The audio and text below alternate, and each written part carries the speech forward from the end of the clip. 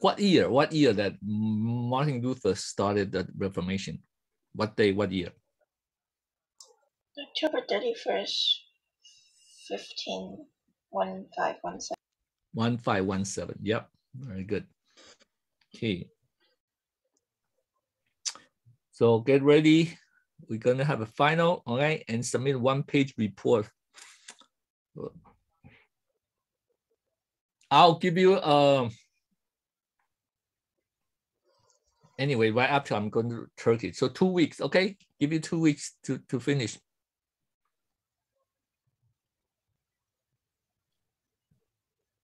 Okay, this definitely will be in the final, okay? So how do you divide it? Early church, medieval, Reformation, right? Today we're going to finish Reformation and move on to next, right? So just do some review. Gutenberg Bible. So which Bible they print? Gutenberg Bible. Vulgate. Vulgate. Good. Okay. All right. We're going to continue on the wave of Reformations. We talk about Martin Luther. We talk about Calvin, right? So he's based in Geneva. John Knox is based in Scotland, right?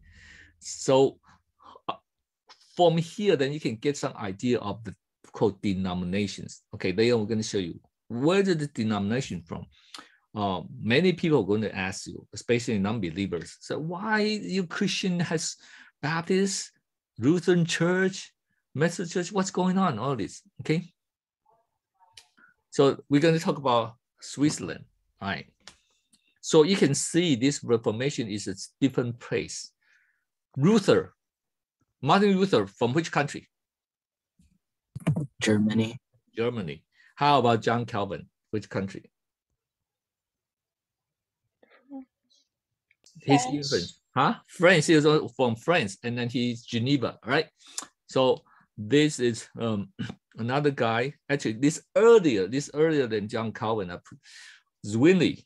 Okay, we seldom heard about him, but he's also very influential. Okay, he is in Switzerland, Zurich. How to say that? Zurich, right? He was the pastor there.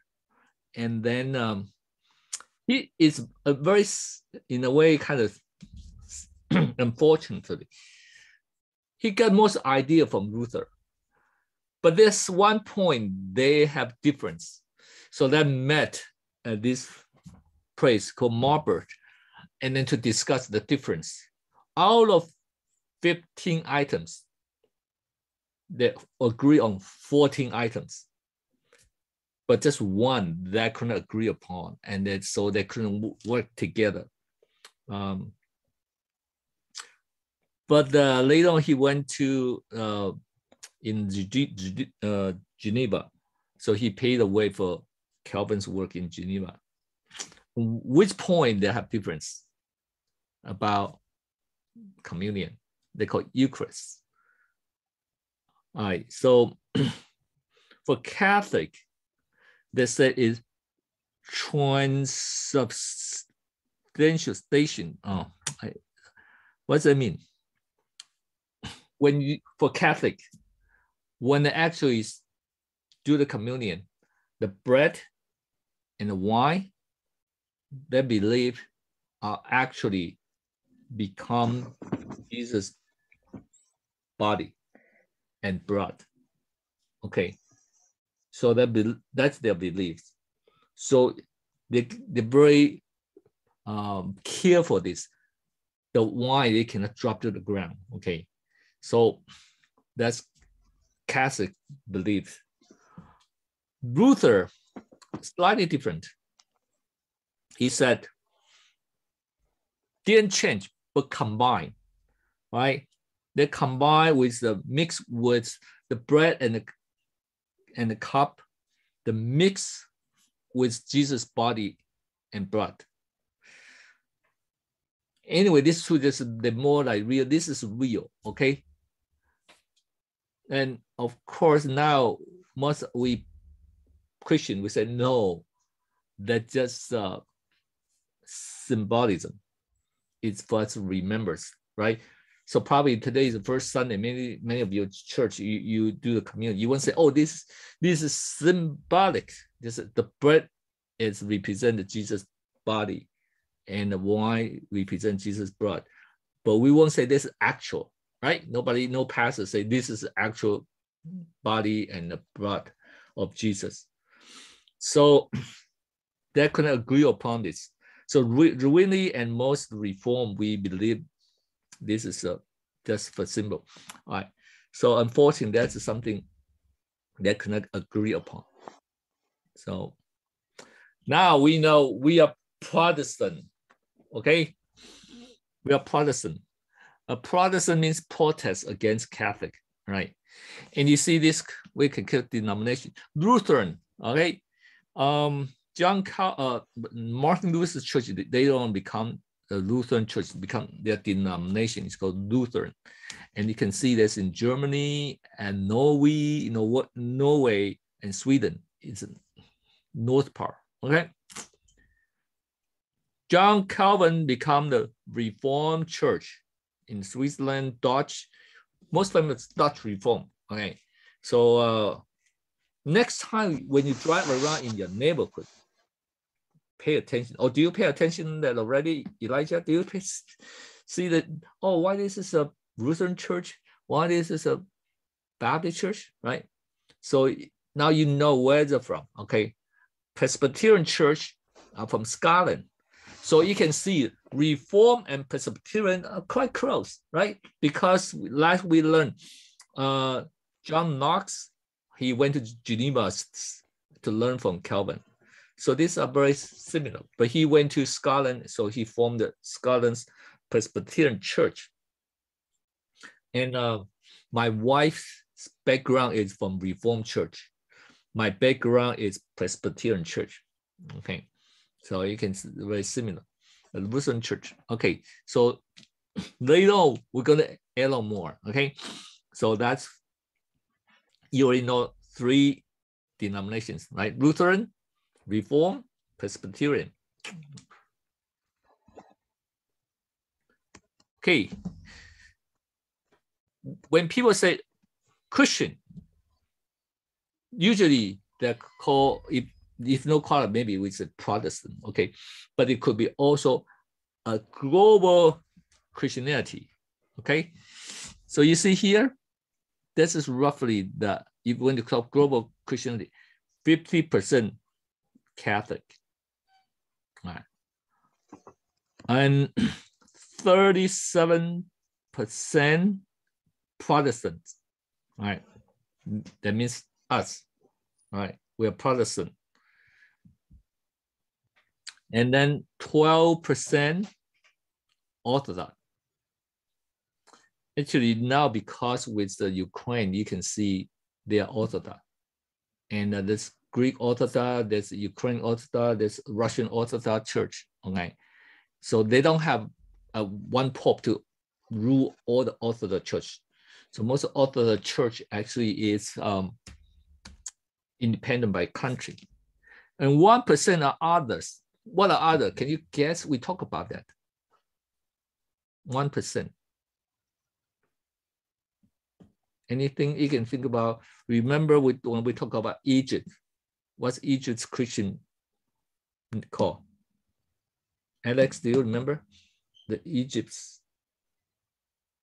When we studied that, remember Coptic? Okay, that in Egypt the Christian called Coptic, and they doesn't belong to Orthodox Church. So I give you another this chart. Okay. At the beginning, it's all the same, right? From Pentecost, so all this early church. And the earliest one is Assyrian Christian of East, Oriental Church. So this could be those type of in the Middle East, in Egypt, right? They don't belong to Eastern Orthodox Church, right? So that's later on that's separate. Okay. Catholic, Roman Catholic, Eastern Orthodox Church, and then from Catholic Church, from Martin Luther, right? That we have all these other churches, Lutheran Church, Baptist Church, Reformed Methodist. Get a picture now? All right. People gonna ask you, okay, once I on an airplane, going to Taiwan, coming back to Taiwan, different people sit next to me, ask me the same questions. So we should know about this, all right? Okay. Now we're gonna talk about England. What's the church called in England?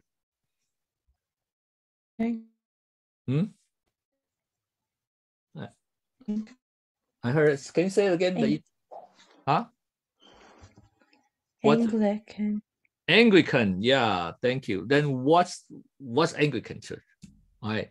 So England is very unique. All right. So there's stated called Anglican Church. But from the beginning, the Word and the Spirit of God have been the two greatest factors in the history of church. The translation of the Bible into various languages has been one of the most influential factors in the history of the church. And because England speaks English, especially related to us, but the English Bible. So we're going to talk about this English Bible. Translation, you see that? Translation of the Bible is the most influential factor in the history of the church. So I really pray that maybe some of you, one of you, will want to be a Bible translator in the future. So today we're going to talk about Tyndale. Anybody heard about this name? Tyndale. Tyndale is the true father of the English Bible. Remember we talked about another Bible translator to English. What's his name? What's his name? Wycliffe. Wycliffe, yes. Okay. So why the Tyndale say the true father? Why?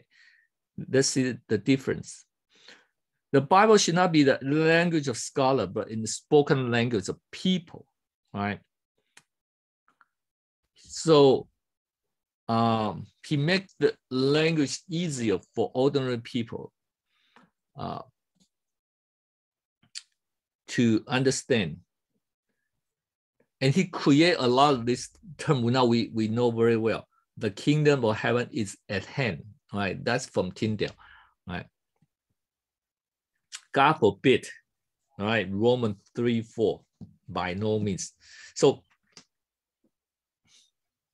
it'd be interesting to see, I'd like to see different versions, how do they translate? And he created 1,700 first instance of English words. Isn't that amazing? That means before Tyndale, there's no such words because nobody needs to talk about Passover, right?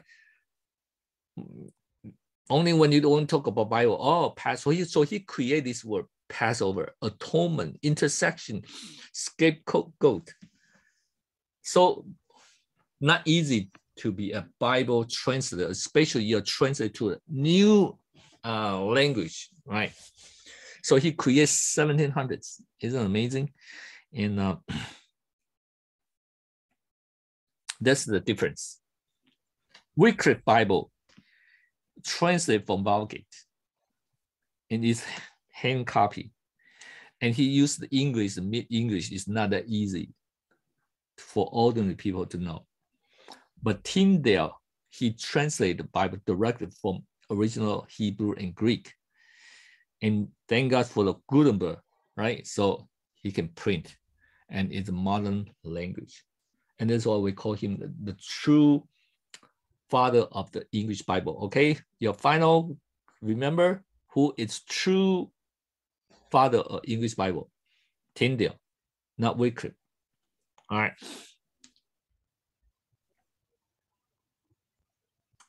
Last week, we'll talk about Geneva Bible, right? That's also another very important one. They Mayflower that took this Bible to America is Geneva Bible. Okay, I'll give you the hint of the final. So who took the Pilgrim took which version of the Bible to America? Not Tyndale, not Wycliffe, not Vulgate, Geneva Bible. And these famous has all these notes, study Bible, right? So they have a Calvin's notes. Wow, I'm gonna get one. You can see what Calvin's his study notes. All right, now back to Church of England. Around that time, the King of England is called Henry VIII, right? The reason why he doesn't want to be a Catholic because he's not happy with Pope, because he wanted to divorce his queen and marry another lady, but the Pope opposed him. And he said, all right, I'm not going to follow you. I'm going to be my own church so I can do whatever I want. So that's how the England started, Anglican Church. And so in 1534, he declared that I am the supreme head of the Church of England. So you see, England is different. He's a king, but he's also declared himself as a head of the church. This is the two become one. All right. And he called himself defender of the faith. Right. But that's 1534. 2008, Prince Charles, he said he is a defender of faith. What's difference? What's the difference between Prince Charles and Henry VIII? What's the difference? There's no the.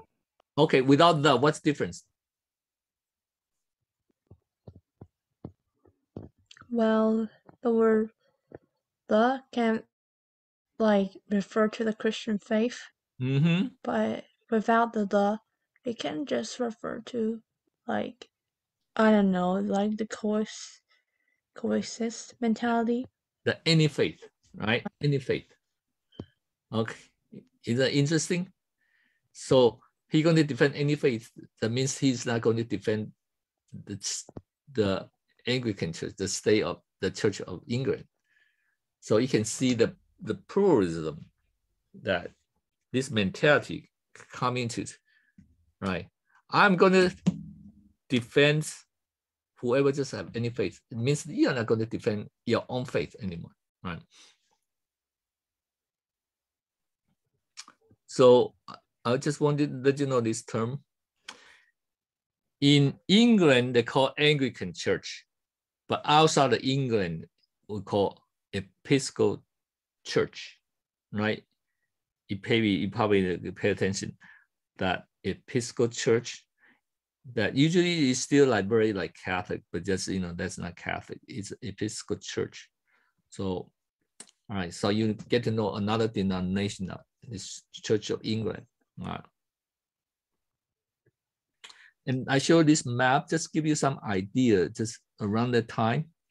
So here is England. So what's the church called? Anglican.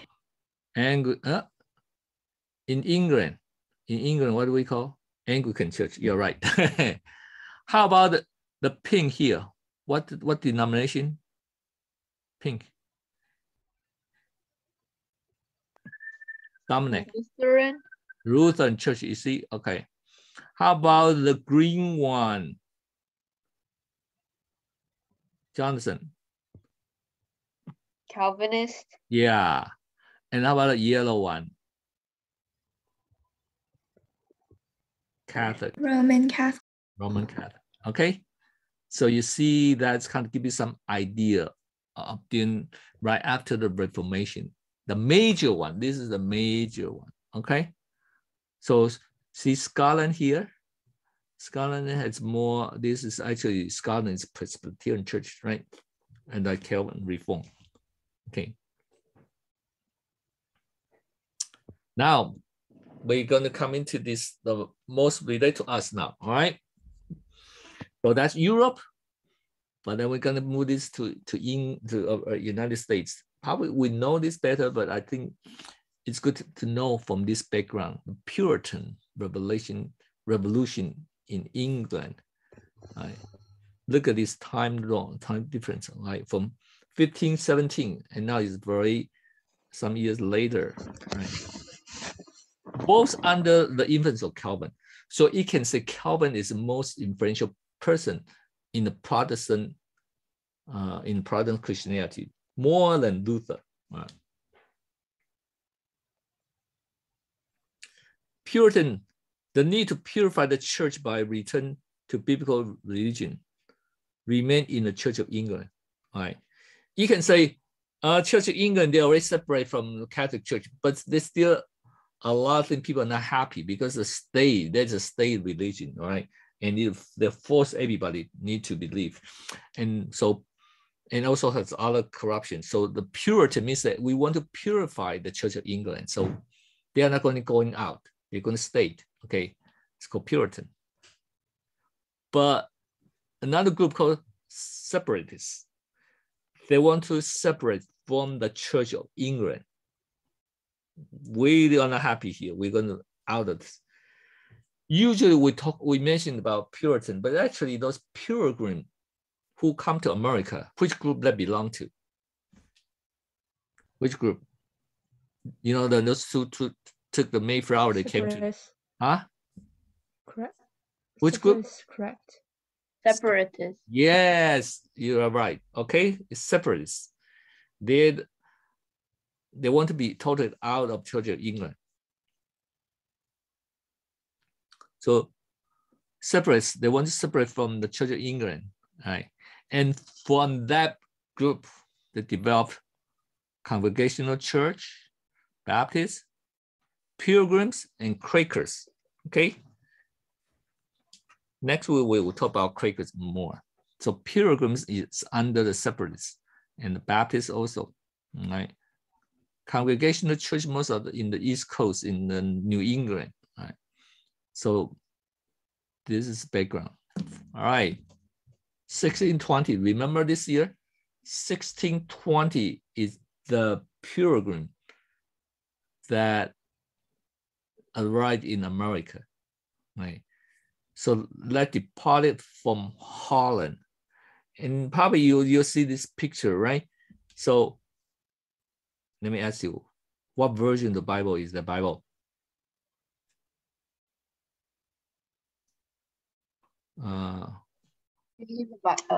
What?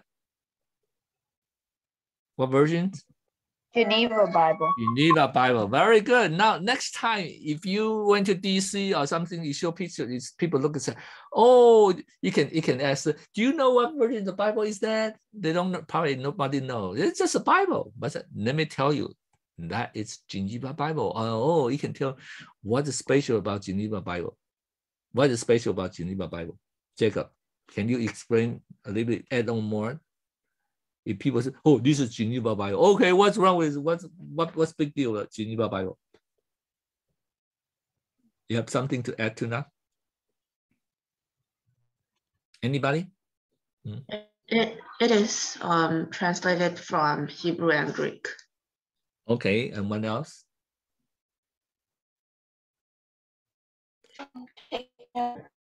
Huh?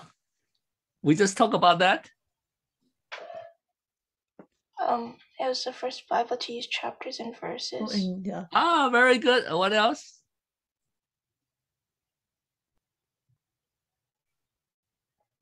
They have a special marginal notes for more. Modern English. It was translated in modern English. Okay, I don't know either, but mainly they have a marginal notes from John Calvin, right?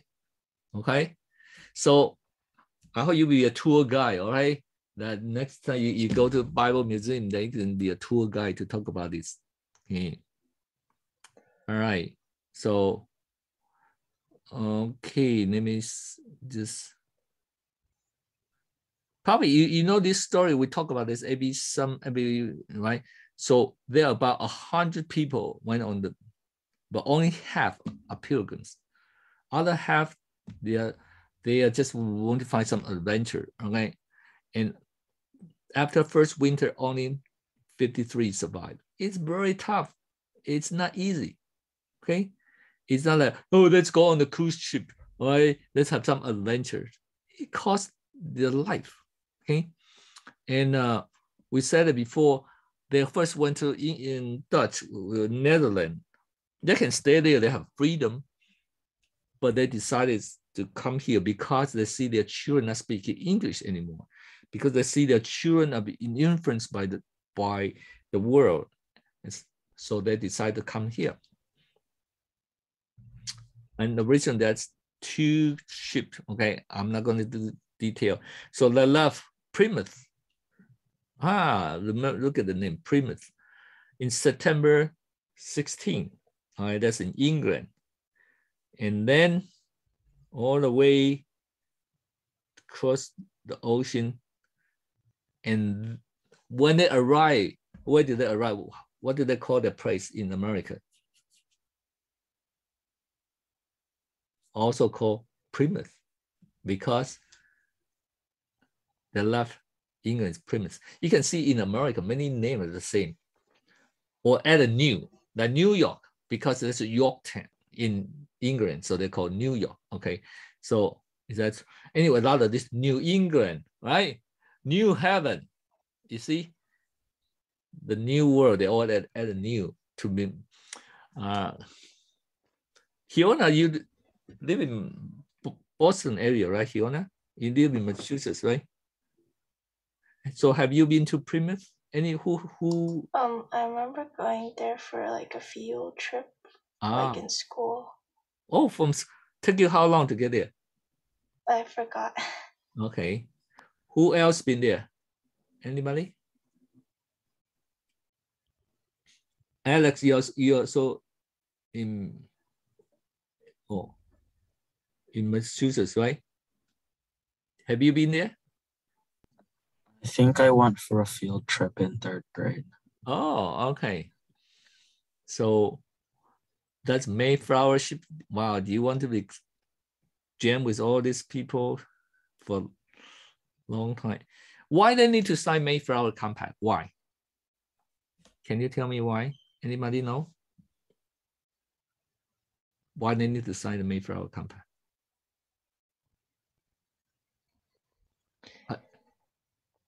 Nobody know. Okay, okay.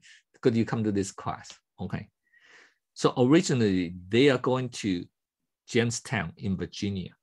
Okay, that's already a settlement there, right? So they're just going to join Jamestown. That's a settlement, means that's a government there already. But unfortunately, the wind brought them up north, and the winter time is coming.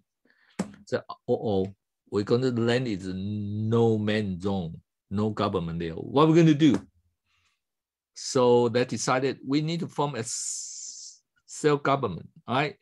Otherwise, when we settle in, who will be the leader, all right? So they decided to draft this, called Mayflower Compact, and people sign on it. Means, okay, we all agree that's how we're going to live, how we're going to govern ourselves. And that's one of the sentences, for the glory of God and an advancement of the Christian faith. See, they put this in, right, to describe why we are here. And this is very significant because this kind of very first document to talk about we can self-govern, okay? That's how we're going to form a government. So that's the very important idea and the founding document for our country. So that's having undertook the glory of God and advancement of the Christian faith, right? And we're going to form ourselves a civil body politics. So this is the background of this Mayflower Compact. And 1620, right, in Plymouth. I've been there, okay? It's a very good place to visit. But unfortunately now, if you go there, they more emphasize on Indian side, not on the Puritan side, right? So the leader is called William Bradford. He was the governor of the Plymouth plantation, okay, for about 30 years, between 1621 and 1657. He has a book, I think that would be a good read, talk about the early government. Let me ask you, we talked about it earlier, that when it just arrived is winter time, so they lost a lot of people. And then, so next year, winter time come, no, springtime come. How did they survive? How are they going to know what to do? God sent someone to help.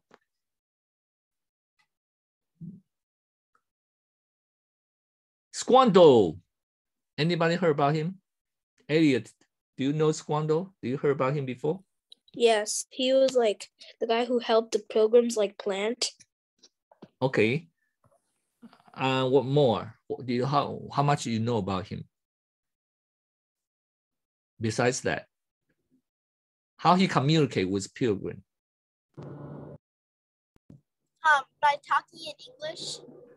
English. How did he know English? Because earlier he was captured by I think some white people who came to America earlier, and they took him back to England. But like I think that was how he learned English, because he was captured twice, but then he finally got back. Yeah, and I think that's a monk bought him and shared the gospel to him, right? And so he know English, and later he came back to New England and find out all his tribe got wiped out because the white people came, passed on the germ, the disease to them. When I first learned about this, it's just so amazing. Isn't it amazing? God prepared this park, prepare Squanto. That's a nickname, Squanto. So you see, history is in God's hand. God provide Squanto there. So when after the bitter winter, this pilgrim came out, they don't know how to survive, how are we going to do? Then met Squanto, good morning. Oh, and then he can help them. And that's why they have a Thanksgiving feast, is to give thanks to God. And then they invite the Indian to come to celebrate this together because they were helped by Indian. All right. So that's the story of the Thanksgiving. Right. So if you have a field trip, right, you must visit there, right? Plymouth plantation. I was there many years ago, and very interesting that people pretend, where are you from? New York, huh? I don't know New York, because back then there's no New York yet. All right, they don't have Jamestown and this place. So George Washington in 1789, so have this proclamation, declare that, Jacob, can you read this for us? All right. George Washington's 1789 Thanksgiving Proclamation. Whereas it is the duty of all nations to acknowledge the providence of Almighty God, to obey his will, to be grateful for his benefits, and humbly to implore his protection and favor. And whereas both houses of Congress have, by their joint committee, requested me to recommend to the people of the United States a day of public thanksgiving and prayer, to be observed by acknowledging with grateful hearts the many and signal favors of the Almighty God, especially by affording them an opportunity peaceably to establish a form of government for their safety and happiness. Okay, so for people say, we should separate the state and the religion, then why the George Washington can proclaim this, right? If we always should be separate state and religion, isn't it amazing? present, we'll talk about this and talk about God.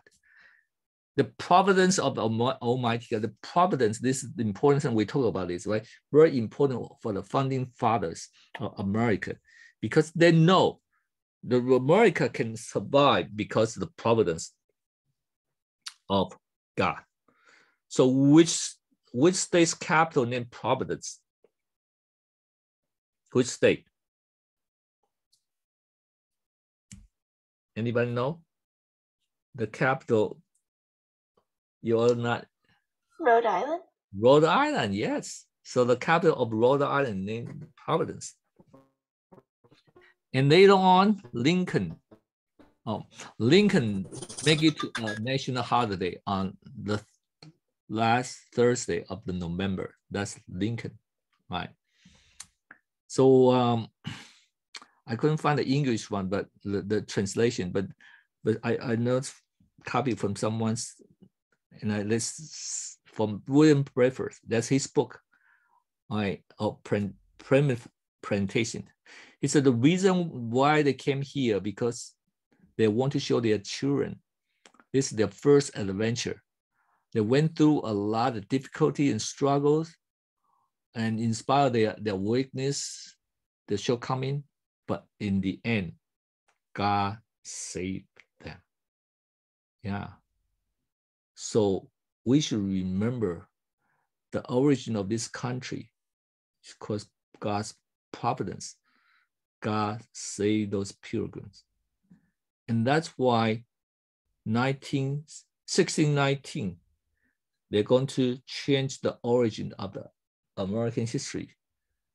Say, oh, not pilgrim, but because the first slave arrived in America. Human history never been perfect, right? Never been perfect. But we know the shortcoming in order to be better. But now the trend is that if you have any problem, you got canceled out. You're totally gone. It's not looking to improve for the reconciliation. And that's a problem in our culture, right? So we need to know this country, especially those people who came early. This is not even the founding fathers. This is first they came to this country. They recognize God and they recognize they can survive. It's because God. Okay. All right. That's today's. But I'm going to add something more because the war of the Ukraine. Why the Russians fighting with Ukraine? Why? Do you know why? Maybe, of course, you know some reason or this, but I want you to move back to 987 AD, right? Vladimir. Putin's first name also called Vladimir. Isn't it interesting? So Prince Vladimir is kind of considered the early founding of father of Russia, entire Russia, but he's based in Kiev. And when he became the prince, he would decide what religion we're going to use for our country. So he sent delegates out to explore. Sent people to Rome to study Catholic Church. Sent people to, they look into the Muslim, they look into the Islam, they're looking into the Judaism. Also look at the Orthodox Church. And do you know which church, which religion is Ukraine and Russia? Which one they believe? Which one? Remember we have three. Protestant? Orthodox. Orthodox. Yeah, oh, back then there's no Protestant, Orthodox. And do you know why they choose Orthodox? Why? It took the church worldview. I talked about this. Why they choose Orthodox church? Why? You all forgot. They went to Constantinople. And this is a delegate. They came back to say, they led us to a place where they worship their God. and we knew not whether we were in heaven or earth. For on earth there's no such vision, nor beauty. And we do not know how to describe it. We only know that God dwells among men. We cannot forget that beauty. Wow. Which church in Constantinople that attracted them? Which church? Anybody know? Saint Sophia. Hagia Sophia. Hagia Sophia. Hagia Sophia. I'm going to be there at the end of the month. Okay, I'll take picture to show you. Now you know why I want to go to Turkey. Unfortunately, now it become a mosque. Okay, this tower wasn't there. Okay, and that's inside. They went to the place that was so attracted by the beauty of this church and watch how they worship. So they become the Orthodox Church. And that's the, in a way, is the root of Russia. Vladimir. And back then, the Russia, including currently Russia, Belarus, and Ukraine. So the root of the big Russia is Kiev, not Moscow. And you know, in 2016, Putin made a big monument in Moscow. Do you know who is this guy? You want to guess? Who is this guy? You should know. Want to guess? Jacob, who is this? The Putin, he made this statue, very huge, very tall. It's the Prince Vladimir from 987. Now you know Putin is looking back to 987. All right. So I just want to show you history still impacts people's life today. That's 2016 when he took over Crimea, and he is preparing for doing this for a long time. He wants to back to this big roots. They call Kiev roots, including these three, and they call it Trinity. In the interesting Trinity: Belarus, Russia, and Ukraine. So that's what he is doing. He wants to be that Vladimir. Okay, so just let you know that history is very interesting and important. Okay, 2 questions. What is the denomination background of your church? You can share that. If you don't know, you say, or if you know, okay? And I would like to know, would you have joined the Puritan